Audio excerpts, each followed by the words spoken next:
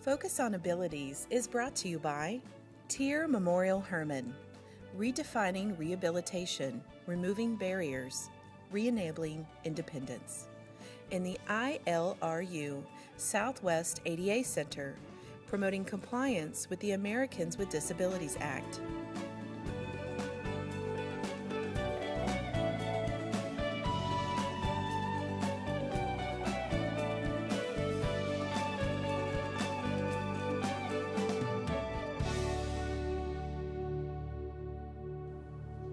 Welcome to Focus on Abilities, a program about issues affecting the lives of people with disabilities.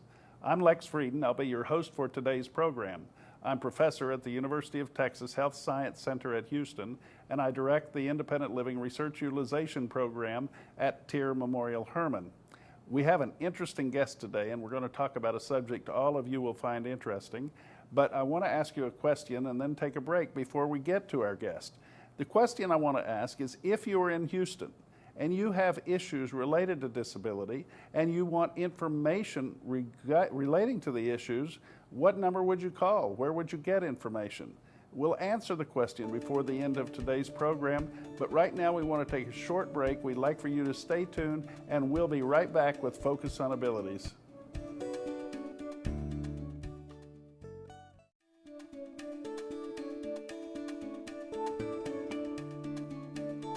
Thanks for being our guest today on Focus on Abilities. We're here with Elaine Roberts from the Mayor's Office on Disability. Elaine, welcome to Focus on Abilities. Thank you, Lex. Thank you for having me. Now, you have an auspicious title. You're Director of the Mayor's Office on Disability. How many staff do you have? What kind of an operation is the Mayor's Office? Well, the Mayor's Office was set up about 20 years ago. In fact, this is our 20-year anniversary. We currently have a staff of 3, and what we do is we act as the primary advocates for people with disabilities throughout the greater Houston metropolitan area. And we're also charged with being liaisons between the community, the mayor, city council, department heads, as well as private businesses. Well, that's a big work plan and a relatively small staff to get the job done. But fortunately, we have you to depend on in this position. Elaine, how long have you been in this capacity?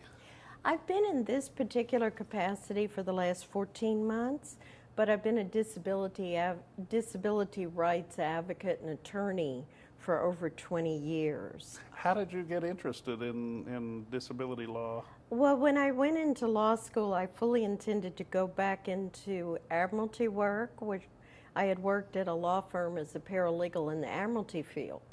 And there was a combination at the time. I had a leading expert in the field of disability rights, Dr. Laura Rothstein, who I'm sure you know, as my teacher, and she made the topic just come alive in a way that none of the other topics were coming alive in law school. Now, Admiralty, that's ships at sea? And exactly. And so you were interested in that, but then Professor Rothstein influenced you to reconsider and think about disability law. She definitely did, and as well as at the time, a family member, a close family member, became a person with a disability. And I think unless you've had someone that you're very close to, or you yourself have had a disability, the law doesn't necessarily come alive quite as much. And in doing the research for my own family, I realized that I really had a passion for disability law. And so the ADA was also being passed at the time I finished law school, and it just formed a combination of the right teacher, the right circumstances, and the right law at the right time, and it steered me in a path totally different from the one I expected to travel. So this was 20 years ago. This would have been shortly after the passage of the ADA. Laura Rothstein at the time was a professor at the University of Houston, so yes. You must have been at the U of H Law School, which still has an extraordinary program in disability law, the Health Law Policy Institute there. does a marvelous job, and you as a student, a young person, were affected not only by your instructor but also by personal experience. And your goal at that point in time was to do what exactly? Well, actually, I knew that it was a new and shaping area of the law, so I hoped to be instrumental in changing it. And actually, sitting in class, I said, I hope someday to take a case to the Supreme Court dealing with this issue because it's so important. And I've been lucky enough in my career to do that. So when you graduated from the law school at U of H, what was your first assignment? Actually, it was related to employment law. And I became involved with the ADA implementation task force set up by the EEOC. I was in a group of 100 individuals that were selected nationwide to go out and do intensive training for employers, for businesses, for state and local governments. So I concentrated primarily teaching people at first about what the law was as written, and of course, you know, it developed through case law, through administrative interpretation and that type of thing. I started off in a private firm doing employment-related issues, and actually the first case that I was assigned by court was a case of an individual who had a high level of paraplegia, and his child had been taken away from him by foster care because they didn't think as a person with a disability he was able to protect his child. So you're a young lawyer. The court assigns you a case. Very first case. Was this, and the person who was affected here was an individual, and you came to the conclusion quickly that was a misfortunate judgment on the part of the foster care people? It definitely was. It was an underestimation of what people with disabilities were capable of. It was also a little bit of education for the parent in terms of the support systems that were available to him to assist him in the raising of his child. Okay. So in other words, when they took the child in the first place, it might have been arguable whether or not he had all the necessary resources and supports to care for the child, but if they had considered the possibility of networking him with social service agencies and so on, he would have been able to. You proved that in the case, I presume. And, exactly. And the individual who was your client got their child back. Exactly. And the child also was a child with a disability. So it was a unique challenge. But for instance, one of the things that a parent had to do at the time in order to get their child back was to be able to go to a parenting class and complete a parenting class. It was offered in an inaccessible location. Well, that's a catch-22. Exactly. You have to go and do this, but you can't get in there, so exactly. Good luck. And so at the time that I became involved in the case, they were at this catch-22 stage of the father saying, I will cooperate, I will do, but assist me in doing those things. So we developed an off-site class that was in an accessible location that he was able to attend. We marshaled people from the local educational department at U of H who came in and assisted in working out a safety plan for a young child with a disability, and we were able to reunite the family. Well, that's a great example of what an attorney trained in disability law can do. Elaine, now, beyond that, you've been involved in a lot of employment legislation, and not only legislation, but implementation of the legislation through court hearings and so on. A couple of examples of those experiences? Oh, for example, we had an individual who was deaf, who worked in a company that had a policy that you could not progress within the company unless you had gone through every single department.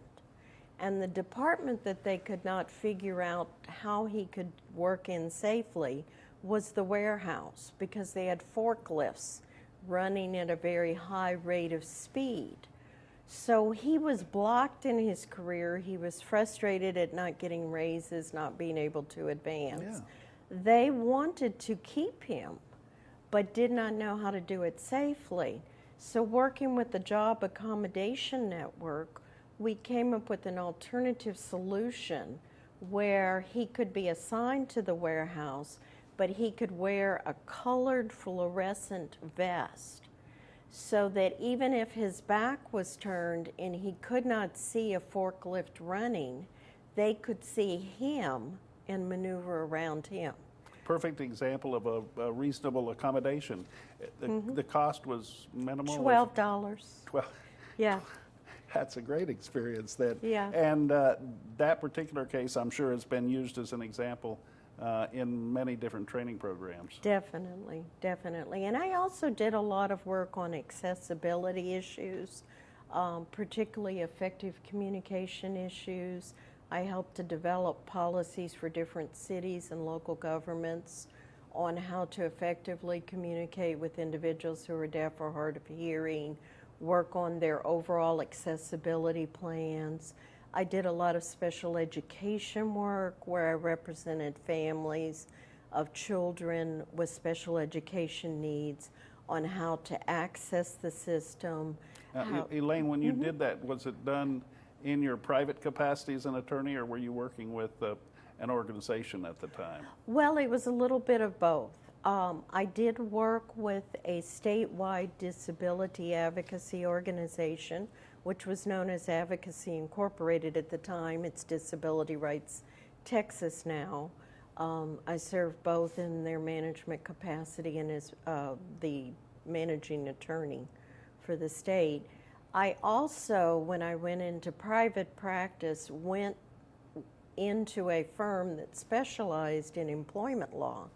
And in the course of doing that, I talked them into opening up a disability rights branch of their firm, including special education, because we would have so many business customers who would mention that they had a child with special education needs and didn't know how to access the education, even though they were very educated people. So, Elaine, I know that you also traveled and worked overseas for a while. How did you get to down under, as they say? Well, my husband is an international business consultant, and he went on a 2-week assignment and ended up being assigned for 2 years. And I'd had to forego some of his other moving with him to other locations because of court cases. But at this time, I decided I was going to make sure and go. And I was lucky enough to be able to live and do some consulting in Australia, in Brisbane, Australia. And you liked the city? I loved it. Didn't use the car for the 2 years that we were there. Wow. And you also traveled to New Zealand, a nearby island nation. Very frequently, very frequently. The type of visa that we were on required us to leave the country every 3 months. Okay. And so we would... So New Zealand was the place you left for? Perfect location, yes. Fiji, ever wander up into the No, South didn't Pacific? make it there, didn't make it there. But we fell in love with New Zealand. And how would you describe access for people with disabilities in Australia, where you spent most of your time? I was very taken with the amount of access and accessibility they have on mental health issues. Okay. They're very open about the issues. They have 24-hour assistance, Wow. not only in healthcare facilities, but in drugstores. They have licensed counselors.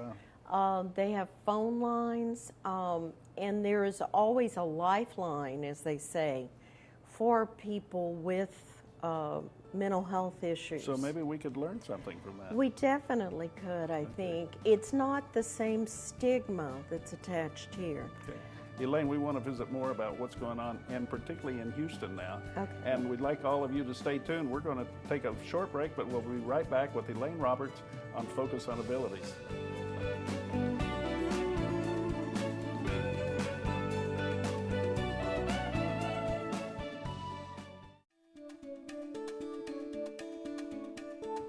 You're watching Focus on Abilities, and we're here today with Elaine Roberts, Director of the Mayor's Office on Disability in Houston. Elaine, you mentioned the great service, or relatively speaking, good service that people with mental illness and other kind of cognitive impairments have in Australia. I guess here in the U.S., you'd say we could make some progress in that area. I think so. I've seen some figures recently that show, in terms of spending per person, that out of the states we are 50th in all of the states in what we spend per person on mental health issues. And because of that, Harris County Jail is considered the largest provider of mental health services in the county. And that's really sad that people have to get into the system in order to get the care that they need to keep them out of the system. Yeah. So, Elaine, in regard to other issues of progress, people with sensory impairments, blindness, hearing impairments, people with physical disabilities, we have made progress since the ADA was passed, haven't we? Definitely, I think so, and I think technology is a big key in doing that. For instance, 911 is going to be rolling out a service in a couple of weeks that individuals who are deaf or hard of hearing or who have difficulty speaking will now be able to text in an emergency call for either fire, ambulance, or police.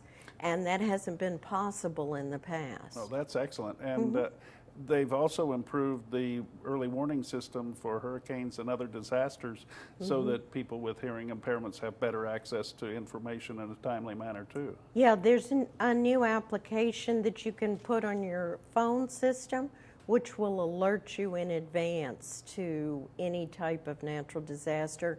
And as you know, because you've participated with us, we do a lot of training on emergency situations, not only related to hurricanes, but tornadoes, shooting events, terrorist attacks that are done in alternative formats.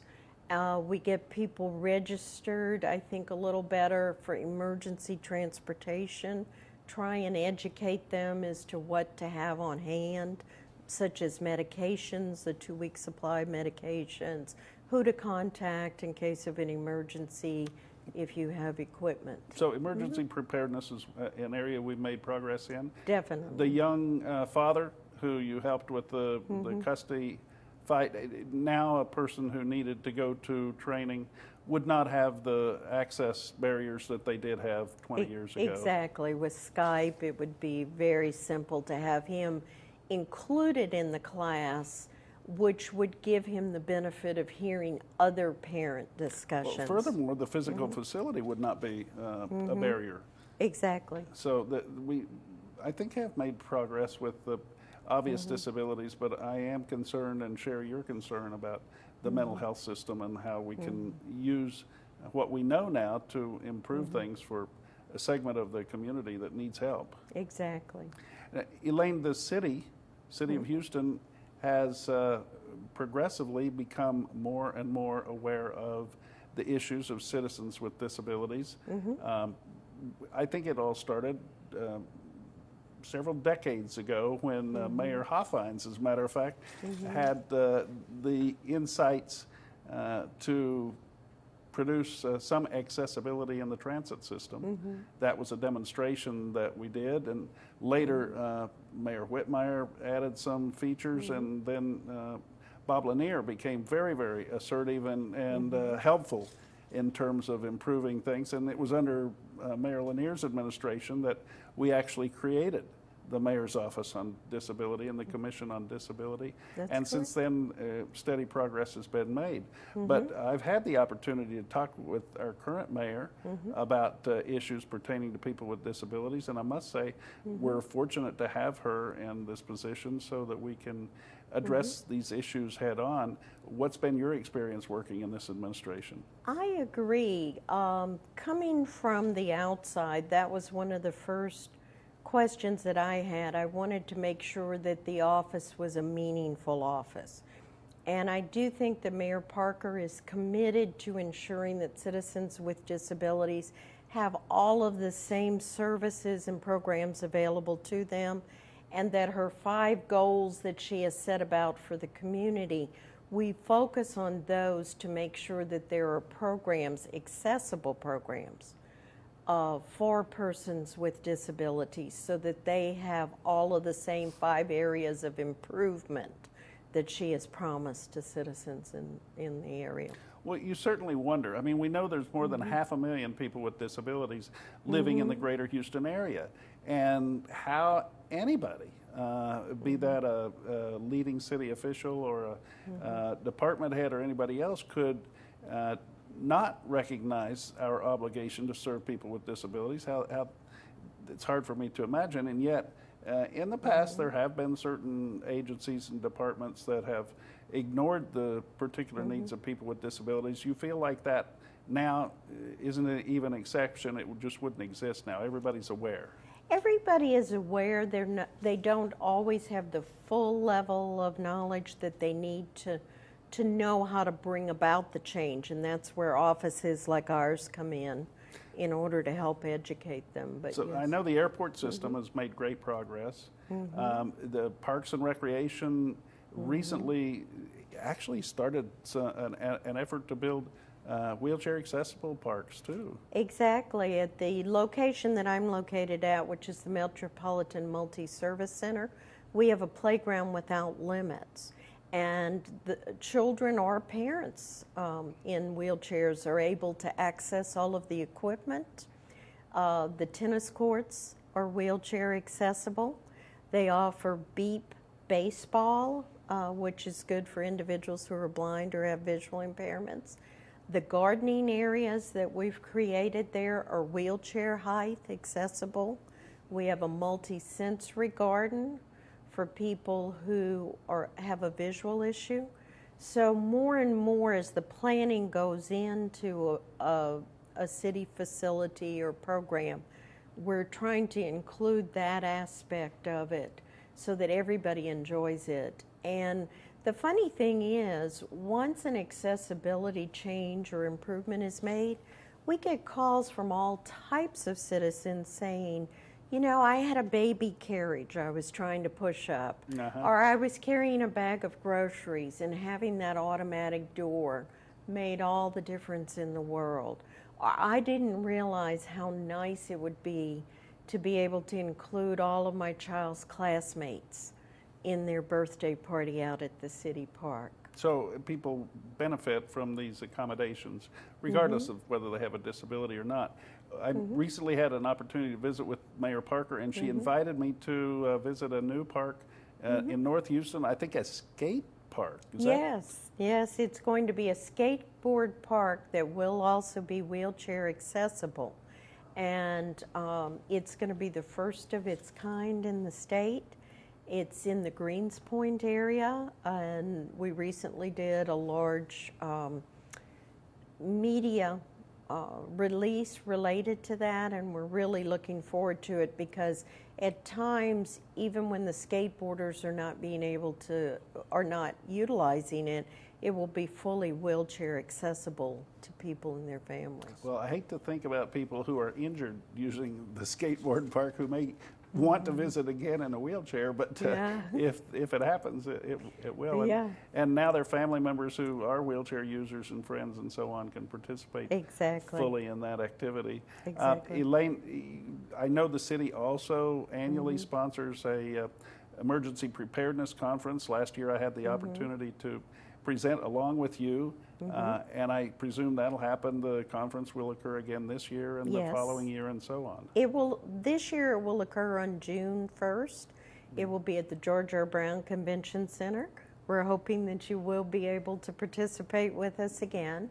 We do a special segment on the main stage for everyone, offering tips, people to contact, how basically to prepare yourself before, during, and after any type of emergency, but focusing that day, of course, on hurricane where we might have power outages. Well, that's an important event. Elaine, we have a short time left. Are there other things that the city's doing that people need to be particularly aware of? Yes, this month we're co-sponsoring with the neighborhood centers tax preparation for people. It applies not only to people with disabilities, families up to $70,000 of income, free of charge, individuals $50,000, and we'll have 2 focus days for people with disabilities. Cool. And that'll happen every year if somebody's That watching will the happen program every after that's year. over. Exactly. Anything else that's... Yes, at the end of the month, we're co-sponsoring a presentation by Professor Stephen Hawking, who will be appearing in the United States for the first time to discuss his disability. And it will be shown to 75,000 children in this area. Fantastic. And I know we just completed the Real Abilities program, which was a smashing success. Definitely. Crowds in Houston exceeded those in New York City, which has been doing it for a while, and we'll look forward to that again next year. Yes, it was great Elaine, success. I want to thank you for your work on behalf of people with disabilities in Houston, and your staff is doing a marvelous job. We appreciate the mayor's support of the office. And if people need to get in touch with somebody who can help them with a disability-related problem, we have all these different cities, different community agencies and so on. Is there a single number they can call and be appropriately directed? 311 is the central access number. They can get to us that way as well. And I think our number will be flashing on your cameras in a little while if they'd like to call us directly. But 311 can get them to everything. What's your direct number? Our direct number is 832-394-0814. Okay. Elaine, thanks so much for being our guest today on Focus on Abilities. Thank you for having me. And I want to thank all of you for watching.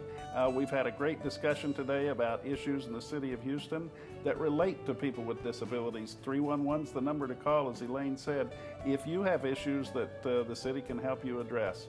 I'm Lex Frieden. I'm your host for Focus on Abilities. I want to thank our sponsors. I want to thank HTV, and particularly I want to thank all of you for watching, and please tune in next time for more Focus on Abilities.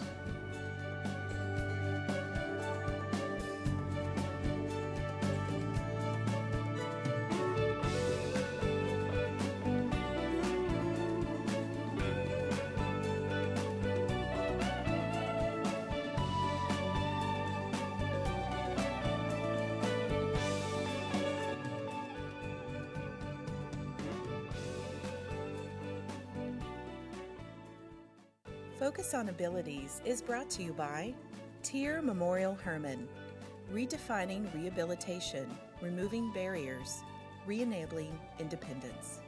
In the ILRU Southwest ADA Center, promoting compliance with the Americans with Disabilities Act.